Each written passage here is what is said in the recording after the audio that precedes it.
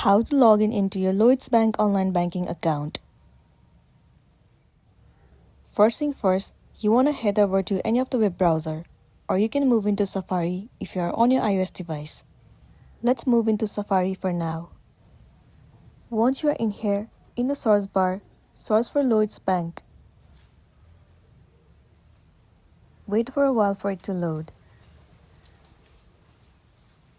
Now you have to head over to the very first site. It will open up the official page of Lloyds Bank.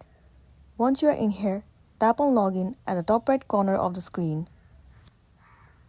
And then you have to choose a specific account. Once you have clicked on it, tap on Continue on Website. Now what you want to do is enter the user ID and the password of your account. Well, if you want them to remember your user ID, tap on this checkbox, Remember my user ID, and then tap on Continue. Once you click on Continue, you will be successfully logged into a specific account, and then you'll be good to go. So that's all for today, and this is simply how you can log in into your Lloyds Bank account online. Make sure to smash the like button and consider subscribing if you found this video helpful. We'll see you in the next one.